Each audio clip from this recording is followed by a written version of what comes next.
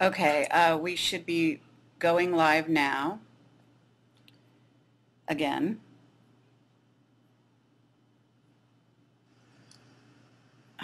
Unbelievable. This just unbelievable.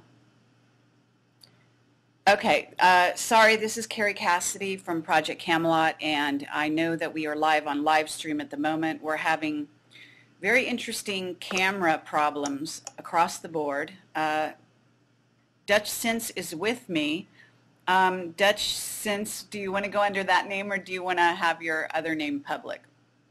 You can go. We can go by either. I go, of course, on YouTube by Dutchsinse, but my real name, of course, is Michael Janich. So you can call me Michael or you can call me Dutch. I go by either. Okay, lovely. So at the moment, this is Carrie Cassidy from Project Camelot. We're talking to Dutchsinse. The reason I have tried to contact him in regard to an interview is because I saw that things were happening in regard to YouTube with regard to Dutch, and also I understand that you may have had a friend who has been hurt or injured or even killed. And I don't know the details of it, and I apologize for that. But I just, as Project Camelot, we try to keep an eye on people that are out there telling the truth, and we try to protect them as best we can. Our policy is the best place to hide is out in the open, and so that is what we are concentrating on doing here, is making that happen. That's really good of you guys, and it has been. It's been a weird week for me. It started on this past Saturday, and my best friend here in St. Louis, the only person that I hang out with here, 6:20 in the morning on Saturday morning, two men showed up in a black Hummer SUV and came in their back door, forced their way in the back door. His roommate was awake and getting ready for work in the kitchen, and these two men had AK-47s. My friend was asleep in his bed, and they came into his bedroom, which is adjacent to the kitchen where they came in, and shot him in bed 5 times, and with the AK-47. And of course, 911 was called. The two men jumped into the black Hummer and drove away, and pretty much got away. The police chased them for 15 minutes. They fled on foot, and then a little while later, they were able to apprehend one of the suspects, apparently with a K-9 unit. It's still up for debate if it's the guy or not. The other fellow got away. Now, since then, they haven't done any mainstream news report on it. I mean, here in St. Louis, that's a big deal. I mean, anywhere it's a big deal, but I mean, even here with it being a violent place and the most violent city in America, it just stands out as something that's very peculiar and odd. Now, when you take that in conjunction with the threats that have been coming to me over the past several months since I started doing the HARP coverage and the weather modification coverage, and I literally received threats to my family, threats to myself and to my wife. They posted my personal coordinates online, my name, my address. This is all before I had a Facebook or anything and made it known. I was still Joe Anonymous on YouTube. And when that campaign happened, that really was an eye-opener for me, that I was kind of starting to get into an area where maybe I've kind of stepped into it a little bit deep. And so when this happened this past week, it was just, that's it, I'm done. I'm getting off YouTube. I'm going to start doing it from my own blog and from my own .com, where I'm not opening myself up as much. I can still do what I want to do and not have this 2 billion people constantly pouring over my work and then looking for ways to destroy me, because there's huge groups of some say paid groups, others say just people who are doing it on their own, going out on YouTube and other social networking sites to cause havoc and cause problems and intimidate video makers from touching on subjects that are touchy. So that's where we stand now. Is my friend is in the hospital. He's just now started to move around last night. He's just all arms and legs are shot and torso. And there's no way to know why it happened. They didn't take anything, not drug related. The only relation is that he's my best friend. And it's just a weird coincidence that it would happen in the same week where YouTube attempts to shut down my channel. They flagged 100 of my videos. I had to remove over 100 awesome videos of volcano shots, tornado shots, harp ring conformations, weather fronts coming in, the whole bit. They flagged each video, and I had to remove them. Incredible. So that's where we stand. Okay. Thank you for all of that information. Just stunning, I have to say. And what we're doing here is we want to get the word out as to who you are. I'm very sorry that the video is not operational, even at my end. For some reason, the Skype video simply won't come up. Haven't had this problem before with live stream. Don't know what's going on. I can say that that Dutch basically didn't realize that we were going to be on camera today. That was my mistake. I thought he knew about live stream. You know, I guess I take it for granted that people understand about live stream at this point, but it's understandable from your point of view. You've been inundated, obviously, and I apologize for that. So very sorry to the public. I know they wanted to see you in person, you know, talking, and I think that we'll just revisit this again, if you don't mind, when you do get a camera installed, and we'll give it another shot maybe next week sometime. But let's continue this regardless, because it's an important subject and a really important time to get the word out about you, about your friend, and try to, you know, protect both of you by making you more well known than you already are. And I know you've got millions of hits on your YouTube channel, etc. It's a shame that you would go off YouTube, but as long as you're still going to be out there, you know, publicizing what information you come across, that would be great. What I want to do is find out how you came to do what you're doing, because you're sort of a breath of fresh air out there in the YouTube crowd. You seem very level-headed, and maybe this is part of the reason why you're such a threat. I have to say that the hit on your friend sounds very much like an Illuminati hit. The fact that they would be so overt with you is really fascinating. I don't know if they thought that you would disappear into the ozone, or that they would intimidate you into shutting up completely. I'm not sure what their approach was all about. And maybe you have some theories in that regard. Clearly you have information they don't want out there. These guys sound like they were hired killers, basically. So what is it that you think, first of all, how did you start out? Why did you go down the road you've been going down?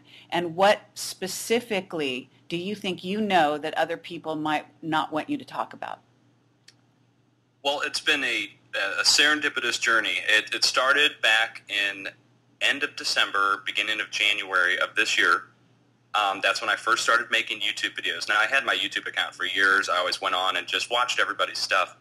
But long about New Year's, a little bit after, all the animals began to die. I'm sure you remember these stories of thousands of fish and thousands of birds falling out of the sky.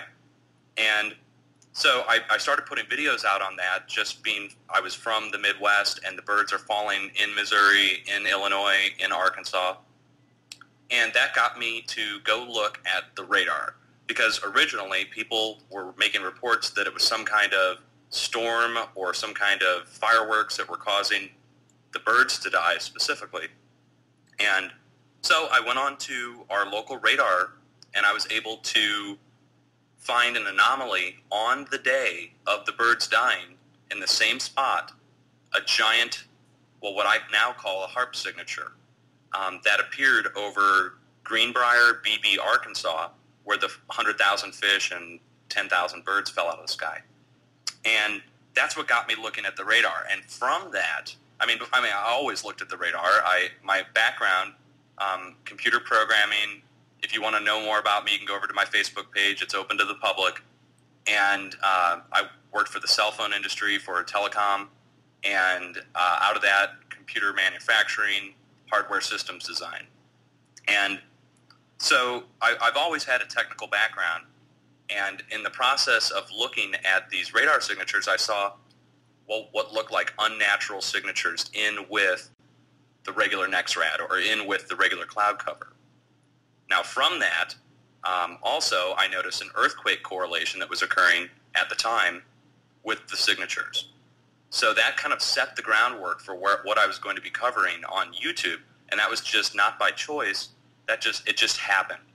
It would just happen to be the topics that were prevalent at the time that I delved into to find out what the answers were.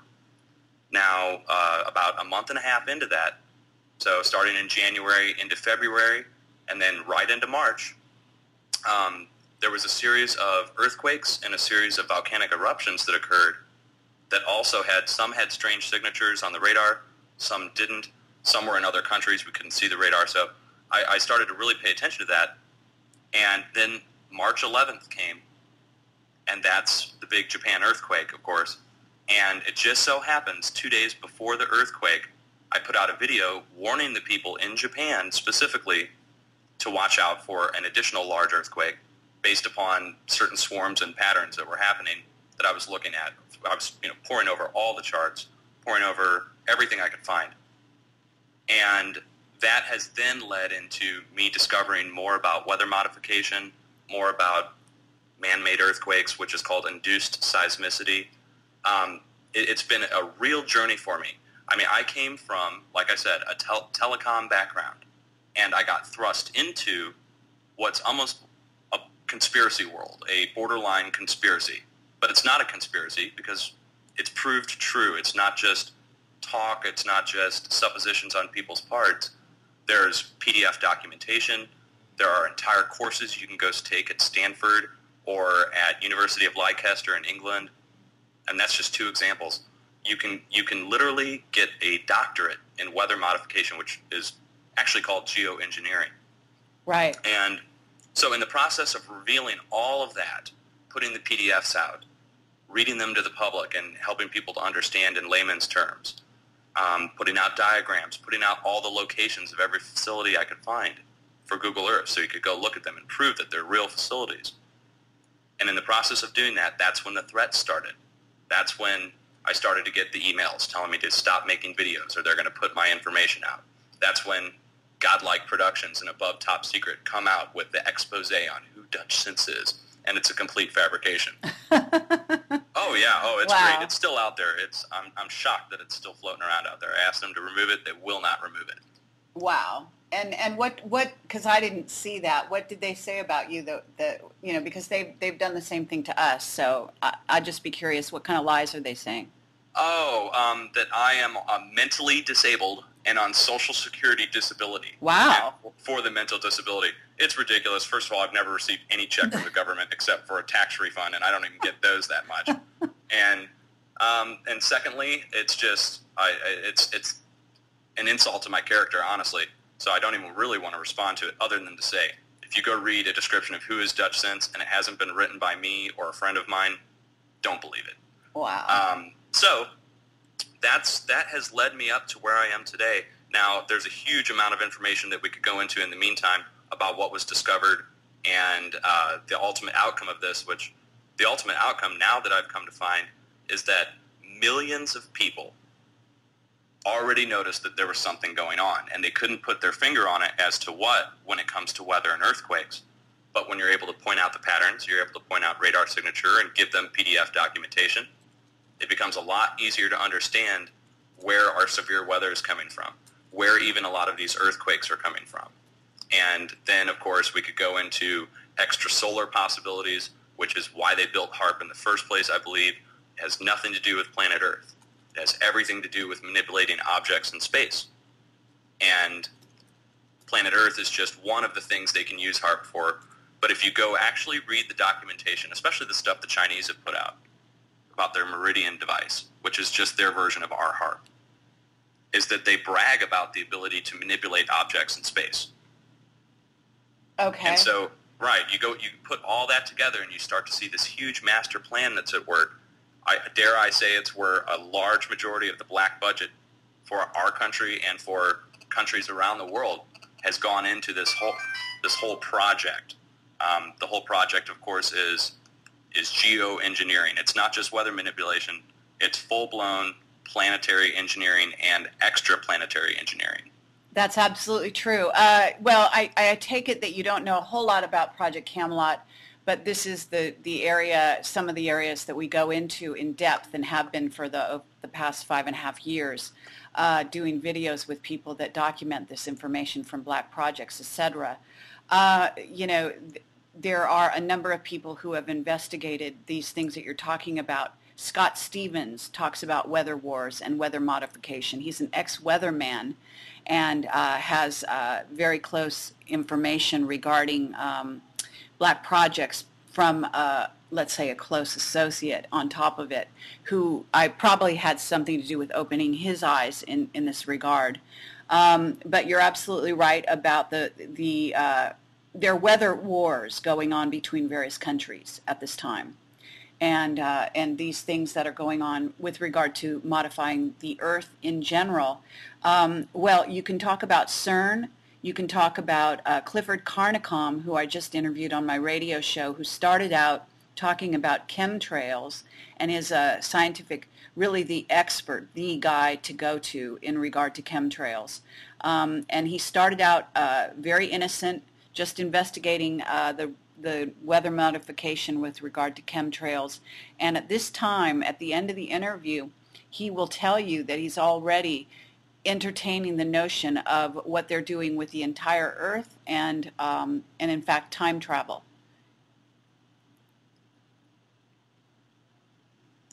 I'm not shocked by that at all, and I am a firm believer that time travel is possible, by the way. And we could go into that for hours, but I think that would be an entirely different radio show. Yes. And it's really an intriguing subject. Well, I mean, you have to realize that when I talk about that and when I refer to it, it also has to do with jumping timelines and issues that we have with what might be coming down in the future naturally as a result of moving into a certain area of the sort of cosmos where we're going into alignment with the galactic center, where we have, according to Paul Laviolette, a possible superwave that's coming towards our solar system at this time, and activating all the planets, including the sun. And so you've got a huge big picture out there that's sort of adding to what the powers that be are already doing. Yes. And I think I'd like to remind everybody, my logo for Dutchsinse is a Illuminati pyramid with a Buster's sign over it. And then it says the words Adepto Perfectus, which if you go translate it out, it basically means get her done. And the reason I have get her done by this pyramid with a Buster sign over it is the Illuminati have this belief about the unfinished work. And it's not just the Illuminati, it's Freemasonic belief. And the pyramid with the uncapped pyramid with the eye on top symbolizes this work. Now, the world is the pyramid down below, and the uncapped portion is the unfinished portion that they're trying to get right. And so I'm saying get it done. They're like a contractor that never completes the job. And in the process, the whole house has gotten messed up. And so what I'm trying to do is literally put those ideas and those mindsets that have been developed over thousands of years in our society and throw them to the trash heap, because our society has become a huge mess, a massive, just hot mess. And yes, the only way I think to deal with it is to literally reject it and then to replace it with what I'm calling much love. And it's a simple concept, which is that we all have our differences. We all can even hate each other. But in the end, we need to love each other more than hate each other. And it's a amiable goal to try and reach. And that's kind of the point of all my videos. People say, well, can't we just go destroy these weather mod facilities? Well, I mean, yeah, I guess you could, but you don't want to. And I would never encourage you to. I'd encourage you to love those people and try and get them to understand that through the use of scientific process, make them understand that severe weather can be produced as a byproduct of HARP communications to submarines, or that tornadoes will come to your NEXRAD station in the middle of the United States if you inject a lot of frequency up into the air. And some people know this, but most people don't. And if if you're able to explain it to them in an easy to understand way and show them how it works, I've come to find out that a lot of people want to help and they want to stop whatever's happening, all these bad things that are occurring, not just the weather modification, but I don't know if you saw, there's a video that's just been released a few days ago by a Finnish physicist, and it's translated and subtitled down below. If you guys have YouTube, you can go search Finnish physicist. It should come up. And he talks in depth about what happened at Fukushima. And it turns out that Fukushima was using different types of nuclear fuel, which we all know. They called it MOX fuel. Now, they don't tell you that there was a crisis on the market for uranium about a year before, 2 years before Russia decided they're going to stop mining uranium, and they produce about 70% of the world's uranium. So, to make up for the lost uranium, the International Atomic Energy Agency decided that they were going to allow reactors to use this mix of fuel. I want to say it was like 8 or 10% of lethal plutonium, and the rest was uranium. And they did it. They actually installed these rods at different facilities all around the world, not just in Japan. And what it actually ended up causing was a malfunction in the design of these reactors. And this is a very intriguing video. He lays out the entire scientific concept behind it. And what actually occurred was a greater amount of steaming and gas off out of the reactor itself. It produced too much energy. And they had dug these huge, deep holes underneath the reactors as coolant areas for the reactors. There's no way to really describe it other than just giant holes in the ground underneath the reactor. And when the earthquake happened, there was a precursor to it that was detected by the Russians and the Chinese. And there was a huge flap about it online about how HAARP was involved with the Japanese earthquake. And what you come to find out is that there was a huge spike in ionizing radiation that came from the upper atmosphere, and it was detected by several different facilities, not just the Russians and Chinese.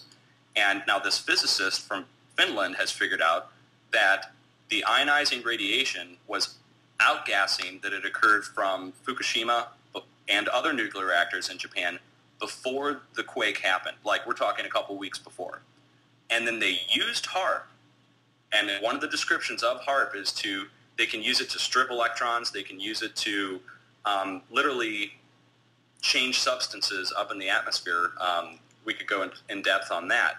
But what they found out was the ionizing radiation was sent back down into the ground, kind of like an invisible lightning bolt that went down into the ground and caused a massive discharge of energy. All the ionizing radiation from these discharged gases went down into the ground in Japan. And it was done using HAARP. Now, this is his claim, but I watched the whole thing, and I encourage you to go watch it. It's very compelling. Right. Well, we do have evidence to that effect. We've had, various whistleblowers weigh in on this whole situation with regard to Fukushima. And I have to say that you're right about what this Finnish, I believe you said, physicist is talking about. But there are also some extenuating circumstances that he does not appear to be aware of. And for that, I would suggest people go to the work of Keith Hunter, who is in this process right now of sending me not a video that is going to elaborate on some of his theories, but he has been on a few Project Camelot roundtable discussions, and I've also done a live stream interview with him in which he discusses how the hyperdimensional physics aspect of this, which HAARP also can target and triangulate, made certain things possible at a certain period of time, so that none of this happened accidentally when it happened. It was actually facilitated. So yes, there's basically a group of elements that come together in any one of these scenarios and escalate certain things, especially when you get a huge sort of hit, whether it be an earthquake or a volcano or you name it. The sun is also involved.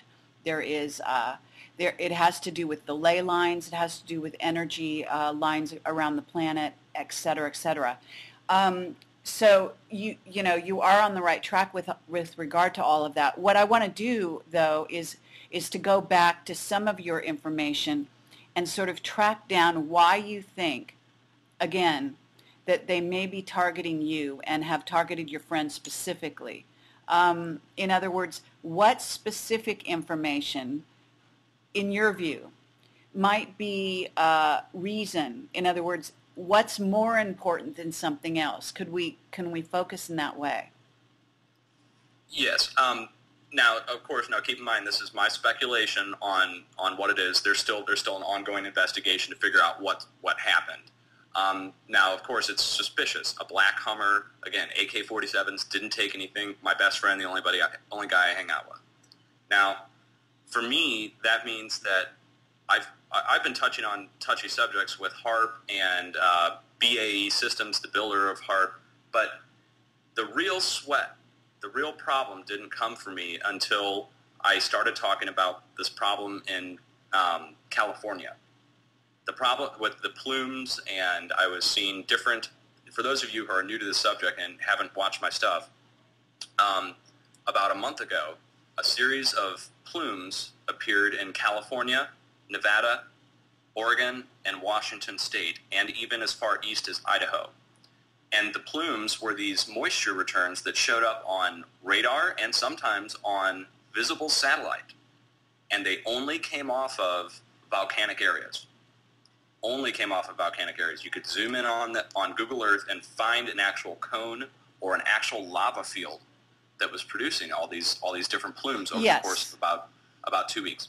And when I put these videos out, the critique, it wasn't critique. I mean, I can deal with critique. It was a literal attack began, and it was maybe about 100 to 200 people, and they instigated this campaign to literally try and get my YouTube channel shut down, and that was what I was telling you about at the beginning with the flagging of all the videos. And I received a message, and I still have it in my inbox, which I'll forward it over to you when we get done with this.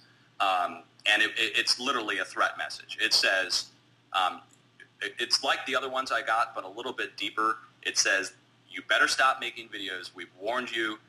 That's it, you know. And I responded with two words, and it was an expletive. Okay, and then next thing you know, this whole thing transpires. Can I pause you right there, because I live in California, and I'm very aware that what the information you had, because I was posting it on my blog immediately after you posted it, and I think you're right on. So I want to say that right from the outset. Based on everything I know, you have tapped into something very, very important there. And I've got somebody who's on our chat who also said that just recently they've got a rotten eggs smell coming out of San Diego. I don't know if it's out of the bay there or where it is located. I'd have to go back over the chat because it's going down very. The people are really very, very interested in what we're having to say over here. They're very fascinated, and so the chat's going crazy. But what I saw it go by very quickly. So let me tell you that probably just happened, and again, that's just a precursor of a volcanic eruption. And so I want you to drill down in terms of specifics in the various areas you've gone to. I did see you linked to a California news company that actually put on the air the stuff that was going on in Santa Barbara, right? Yes. There's a local, I think it was ABC News in Los Angeles, and now the series of events are very strange. First, we saw plumes appear off all those lava fields, like I was just telling you. Then, about a week later, the USGS issued a response to my video that I put out on YouTube. And a full-blown press release with their spokesperson and the chief volcanologist from the Alaska Volcano Observatory. And their response to me was that I was misinterpreting the data and I was seeing thunderstorms. Now, there were no thunderstorms in the area. I had visual satellite up. You could see the cloud cover where it was over, all the way over in Arizona. And there was no cloud cover, so no thunderstorm. And then the critics came out, all the talking heads, and they said it was a military explosion, that it was some kind of, they're bombing up there at the volcano. And then a week later, after they issued their press release, the USGS issues another story. And it says, fresh volcanic lava fields laid off the coast of Oregon. And it was deep enough that it buried all their sensors, like in 12 feet of thick lava, and it just goes on for miles down underneath underneath the surface of the ocean. And then, the day after they announced that, or the day that was coming out, there was a 6.0 in Baja California, roughly at the same time, within a day, I think, of the event, of them releasing that. Then, a plume was captured on camera coming out of a volcano down in Baja California. Then another series of plumes were seen coming up all the way out to eastern Nevada. Then a hillside started to smoke in Santa Barbara, and that's what you're talking about here. A news team went down to Santa Barbara, and there's a giant hillside that's collapsed, and there's smoke and steam coming off of the hill, and they're taking water sprinklers and sprinkling the hill to try and cool it down. Yes. Kind of like Volcano, the movie with Tommy Lee Jones. Exactly. I mean, I have to say, and I guess you're probably not done here, but this is building up to that, and it is fascinating. I think you've actually stumbled into something maybe they are planning to augment. You see what I'm saying? Yes. And then that gets us to today's story, which is the story in San Diego, and I put a video out on it earlier today. It's over on my page, and it's basically an entire area of San Diego is reporting the smell of burning petroleum, burning tar, burning plastic, rotten eggs, and the mainstream news story explanation is that they're looking into somebody maybe had dumped a bunch of jet fuel. It doesn't make sense. So when you take all these different things and add them together, the lava field off of Oregon, the plumes coming off all the volcanic fields, a 6.0 in Baja, a smoking hillside in Santa Barbara, and now all of San Diego under some kind of fume. When you put all that together, for me, in my opinion, it leads to the belief that there's going to be some kind of large seismic event that's already underway. It's already started. And that it started with the plumes and now the tar coming out of the ground, smoking. So I basically am putting out videos almost every other day now, just telling my viewers and the people I know who live in the area to be prepared for a large earthquake in California in the near term. We're not talking one of these long-term earthquake predictions. I'm not going to give you a day. I have no day. But I can tell you that when you start to see plumes come out of volcanic areas, hillsides start to smoke, entire areas have fumes. Yeah, I have. Together, guys, be safe and start to have a plan in place for what to do in case you're not going to have water for several weeks or electricity for several weeks. It's still really hot in California. There's, people are going to need those kind of provisions and plans, and you cannot count on any kind of government agency pulling up with bottles of water for you. It's just not going to happen, especially if all the bridges are collapsed. So, okay, because I've been a California resident for my entire life, and because I know both Northern California and Southern California, I know this sort of quirkiness of the terrain, et cetera, et cetera. Now, I have some questions for you because I've also studied earthquakes, and I was in one of the several major earthquakes in the LA area. And I also know the precursor feelings. I also have earthquake syndrome, what I call earthquake syndrome, prior to earthquake events. Thus far, I have had none. However, that could change, and it can change on a dime. But I would like to say that one of the things that you need to look at is Mammoth. And I'm wondering whether you've been paying any special attention to Mammoth. And then from there, you also need to go to Yellowstone. Because we're talking about a supervolcano, and we're talking about a link-up that could trigger Mammoth and could trigger Mount Rainier in, I think it's Washington, and then possibly some things maybe undersea in Oregon and so on. So what you're talking about is kind of like a fuse being lit.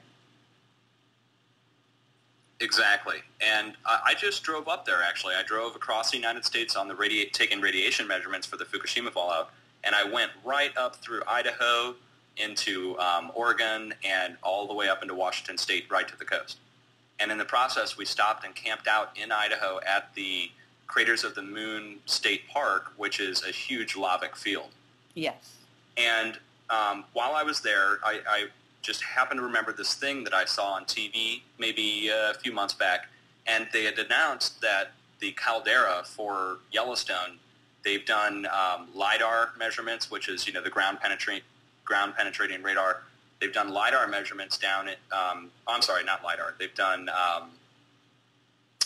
oh boy, I don't even remember the technical term for it. But anyways, they've done measurements to sound off the magma chamber in Yellowstone.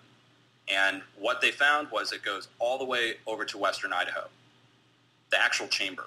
Incredible. Right? Yes. And so what that means to me is I've got this wild new scientific theory that's not in any book yet, and that's that the entire volcanic system from Yellowstone all the way to Mount Rainier and Mount Baker is connected.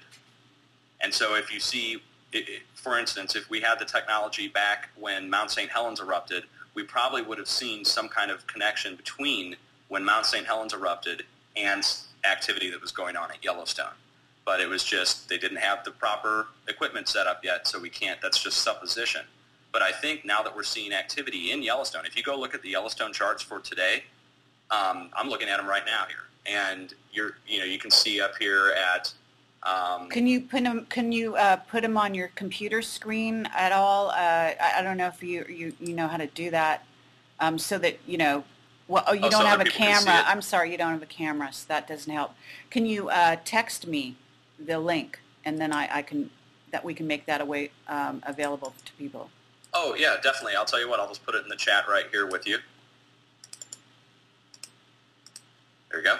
And I'm looking, for instance, at a chart for Madison River, and what it shows is about 8 to 9 hours of magma harmonics. It shows relatively shallow magma harmonics, and what that means is deep underground movement of flowing of magma, which, for those of you who don't know, is lava underground.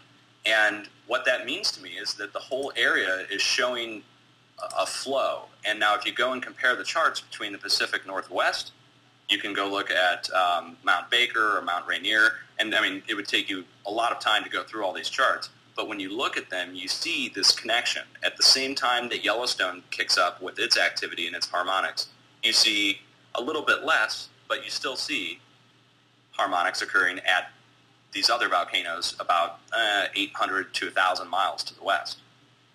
Absolutely.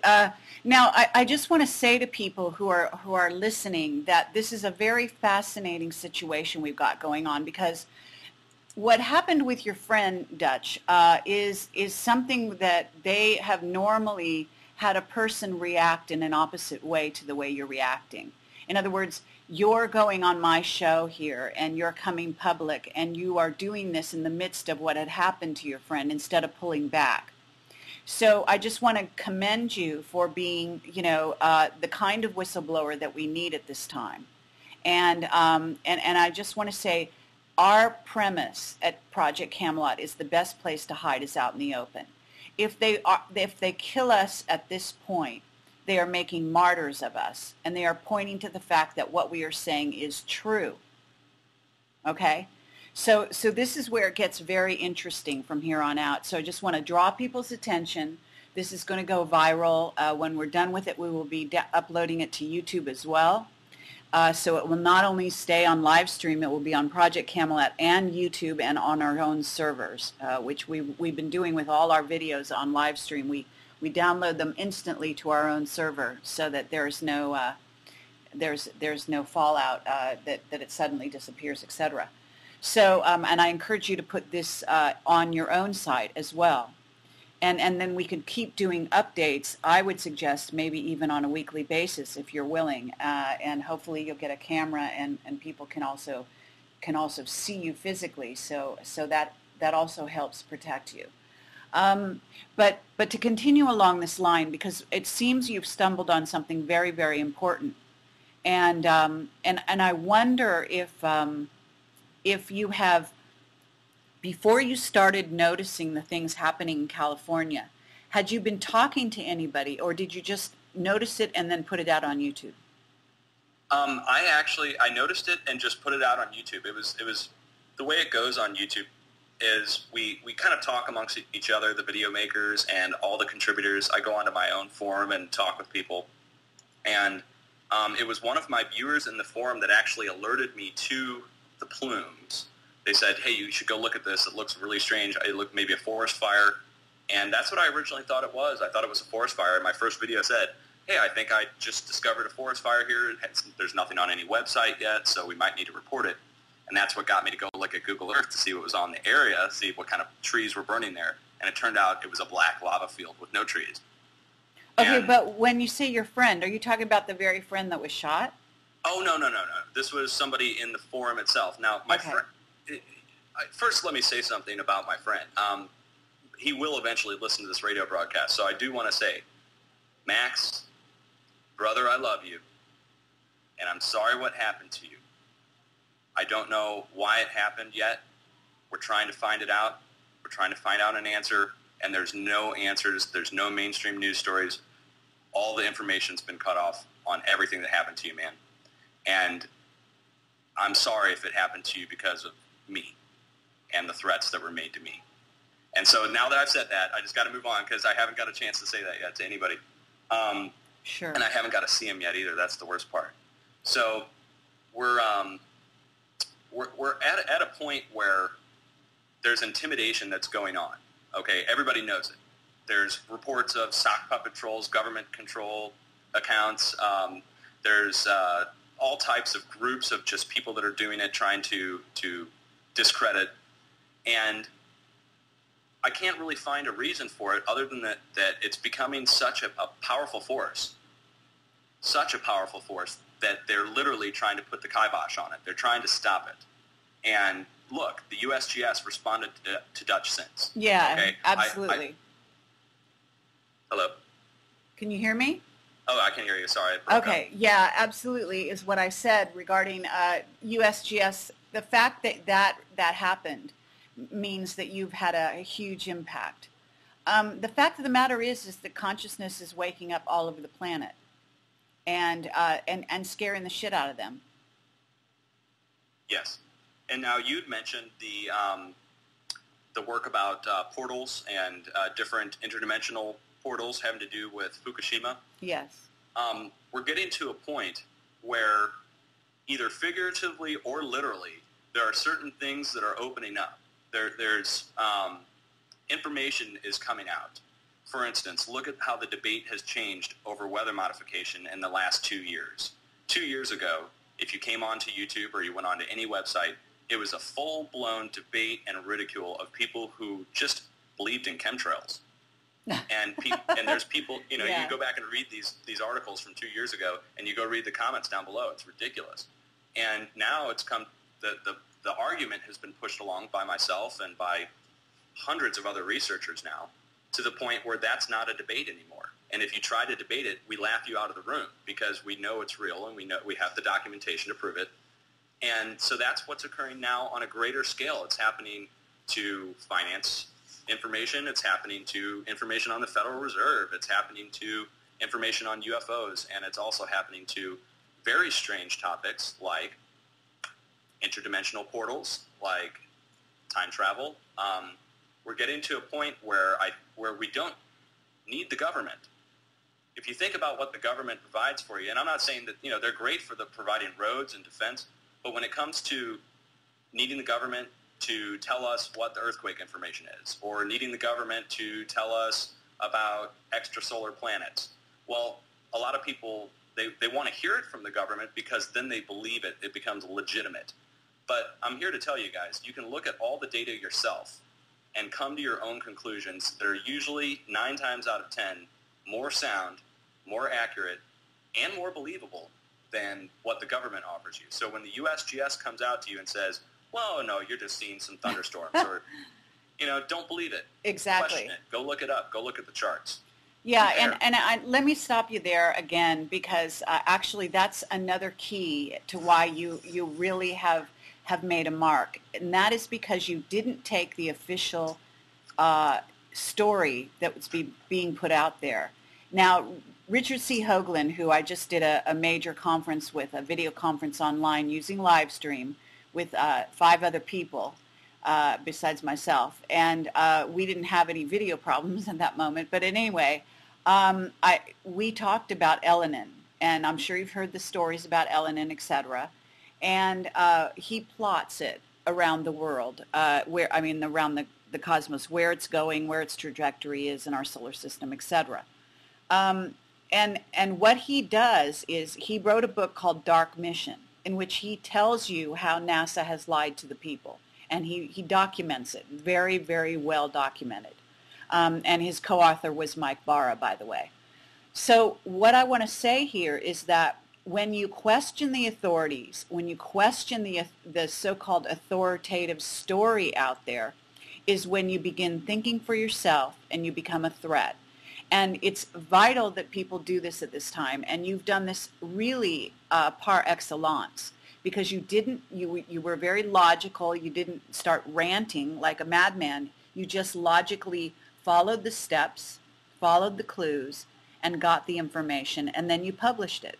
Very simple. Thank you, by the way. There's basically 2 types of YouTube video makers. There's YouTube video makers that come on and bloviate and just go on these diatribes of, endless proportion, like, I'm not going to call out any names, but Von Helton or somebody like that just goes on and on and on and cusses up a storm.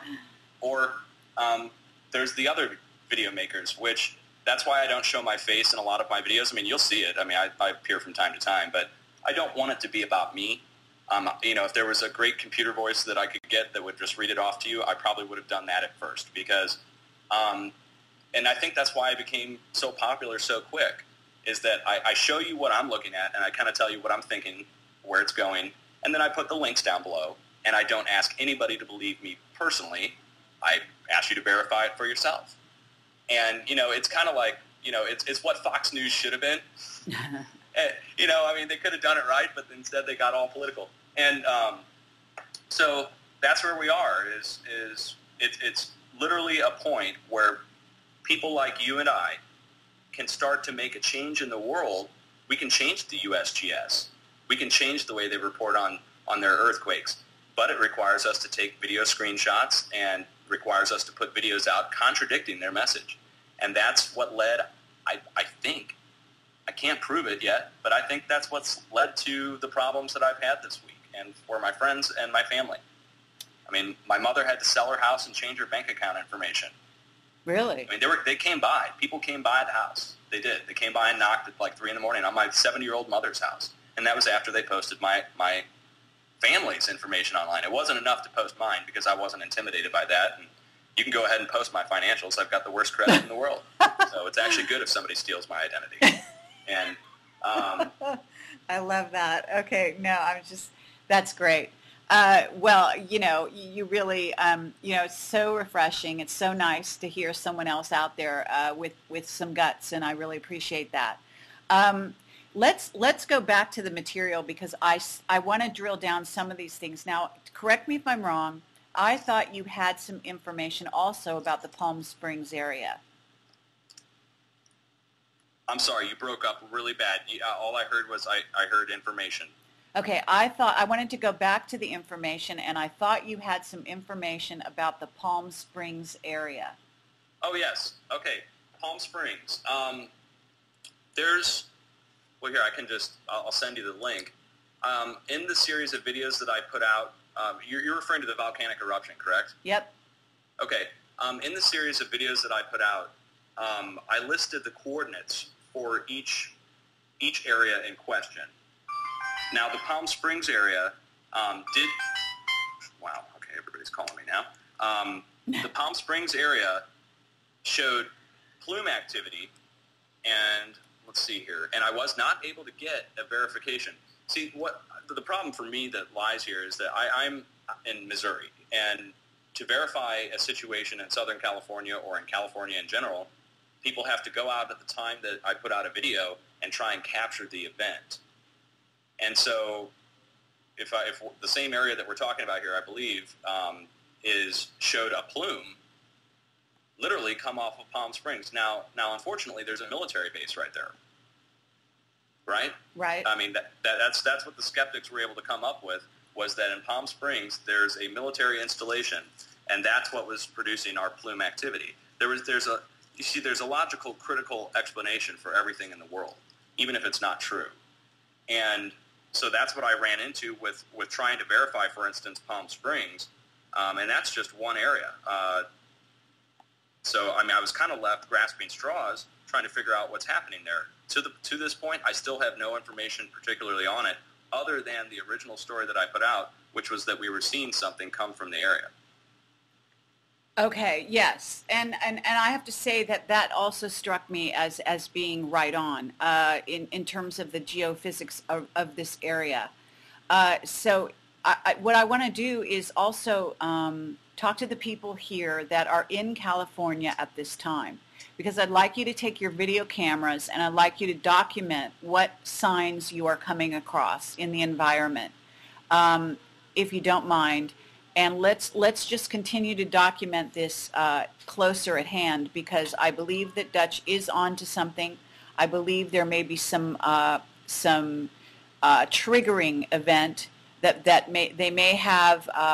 Now let me, because we're Camelot, we come at this at a different direction. Basically, the idea here being that Elenin is coming in, that Elenin is being viewed. I'm putting on the screen right now a clip from a view of Elenin being visible in the sky of Australia. I don't know if this is accurate yet. I'm trying to get some information from Richard C. Hoagland about it. But that's the information is that there is a reason that the powers that be want people to be afraid, and they also want to create a situation in which they have an opening to create some kind of natural, disaster.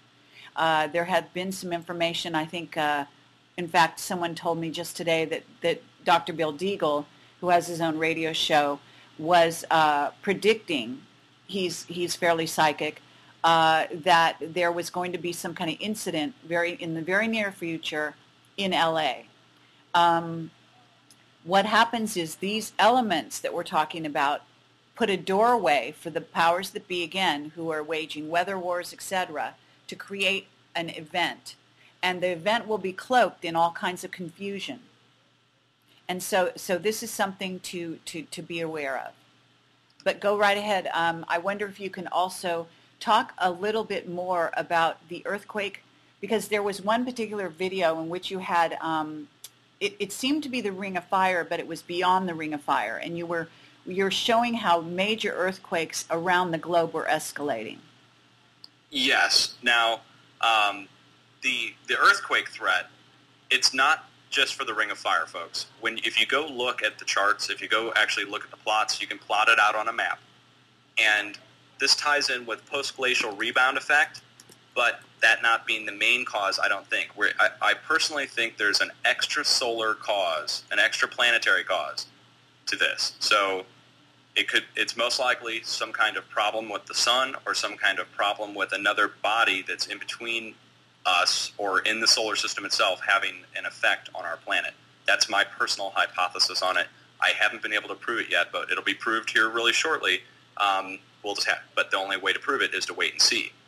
So now Elenin, I've done a little calculation on my own here, and I think when it's at its closest point, which will be 35 million kilometers, I believe it'll be almost the size of the moon in appearance. I mean, the actual object is only, they say, 4 kilometers across.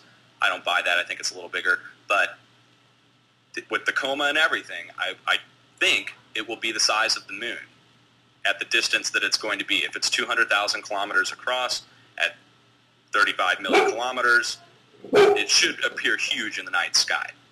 Now, it's kind of like, do you remember back in the 90s with Hale Bopp or Comet Hayatuge? Yes, I do. Okay, I think it'll be like that, but just a little bigger. And that's going to cause a lot of worry on the ground. Now, is it actually having the effect that we think it is? Unfortunately, there's no way to actually prove that.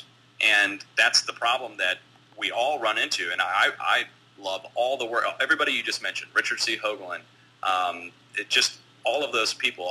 I love their work. And the problem that we all run into is that people ask us to provide some kind of calculation or some kind of proof other than, well, now we do have proof. We have physical shots of Elenin from Soho and official estimates as to a size. So that's something to go off of. Up until this point, it's all been a matter of conjecture and a matter of some JPL charts.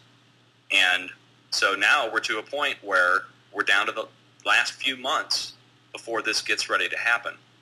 And I'd like to point out to everybody that the original prophecy for 2012 was actually for December 24th, 2011.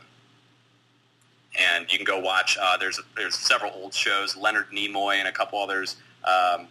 They in the 70s made a series of shows announcing that December 24th, 2011 was the date that the Mayans said a global cataclysmic earthquake would destroy the civilization, and then new men and women of knowledge would rise up out of that to create a new one world group. And that's where we are, folks. I think we're right down to the wire. Okay, I mean, could it get any more obvious when we look at the earthquakes? And that leads me into the post-glacial rebound effect, which is you look at the ring of earthquakes that's occurring along the northern hemisphere only. And if you'd have to go use Earthquake 3D or another 3D type application to see them all plotted out. And what you see is the entire northern hemisphere where the tundra is. So in Siberia, over to Canada, down through the northern United States. Okay, if you put the link in the chat, I can bring it up on the screen for people. Oh, okay. We'll do that. But if you go look at these things, you'll see that there's a literal line of definition that doesn't run along a fault line. It's going around the actual plates, what are called cratons. The cratons are old unsubducted portions of the tectonic structure. Here, I'm sending this to you right now. Here, okay. And long story short, those plates are moving, and they're moving due to a series of events, not just one. So post-glacial rebound is a reality, but it's happening as a result of other forces that are taking play in the solar system and on our planet and on other planets. It's not just here. Okay. Now, I'm sorry to interrupt this with a brief announcement for you here, but a person who is in touch with me, our admin, has gotten word that former Congresswoman and Green Party presidential candidate Cynthia McKinney wants to meet with you tomorrow night in St. Louis. Wow. Right, yeah. Really? Yeah, that's the information coming through. Well, we'll have to line that up. Definitely, if she's listening, I would love to do it. I'd love to talk to her anytime, any place. I can be wherever we need to be. Okay, so so if we get the information, we'll pass it on to you and let you handle it from there. Great. Okay, so get back to this. Now, what I've got on the screen here, I don't even know if I've got the right link up, but it shows Yellowstone. Is that correct? Yes. Now, those Yellowstone charts, they do tell the tale. For those of you who have never seen a chart before, you can quickly go look up how to read a seismograph, and it'll tell you. But you can see plotted out here, what this is a private site that was set up by a guy who's just an earthquake enthusiast. He actually lives in Arizona, and he used to live right next to the caldera. And what he did was he took all the charts that are normally impossible to find, and he put them all on one spot and plotted them out on a map so you could see where each earthquake is happening. And what you can see is, for instance,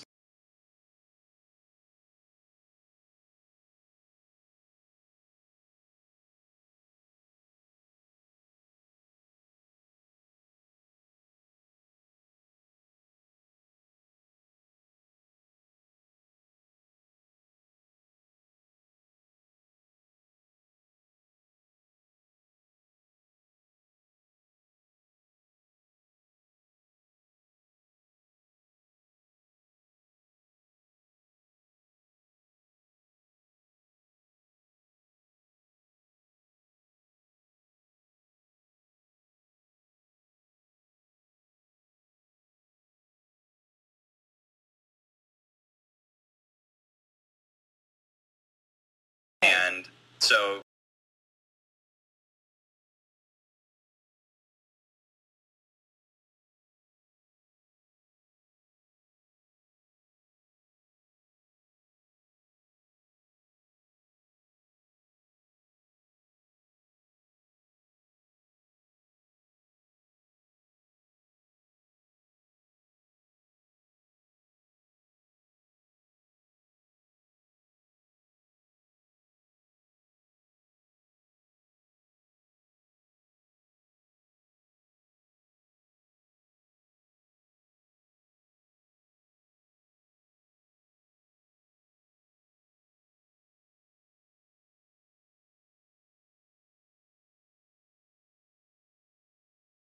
and they are watching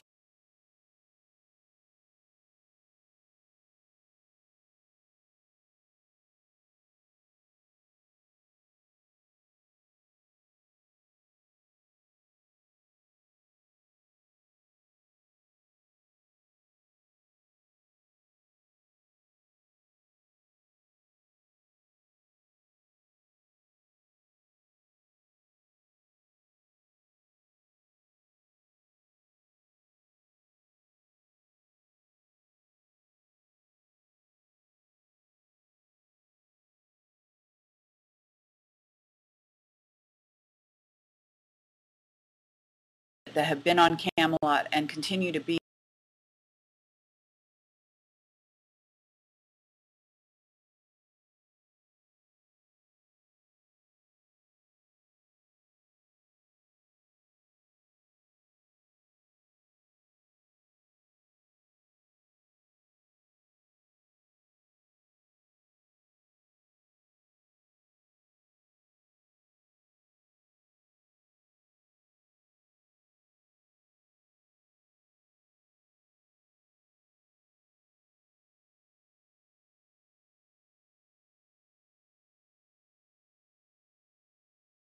out of chaos.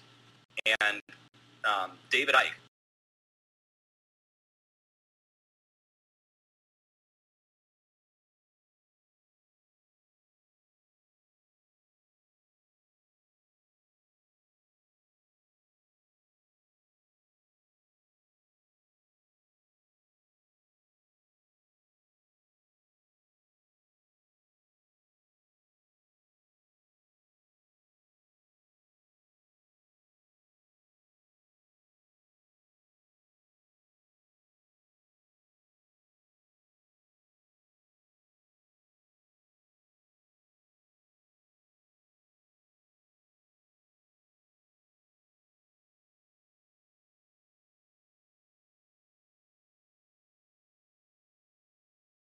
that's something else that I captured on radar.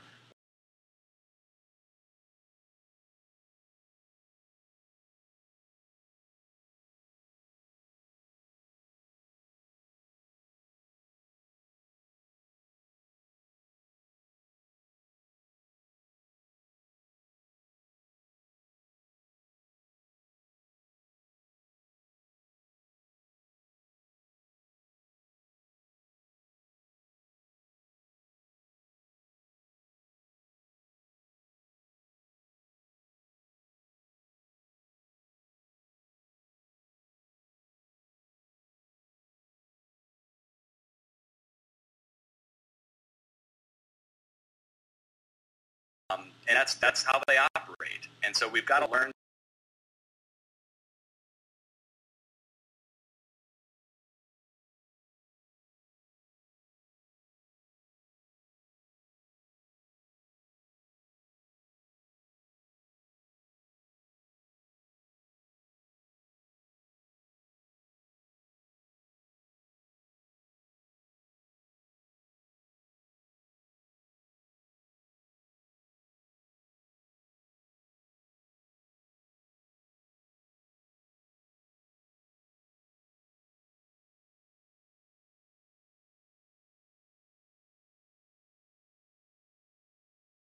and our water and everything else.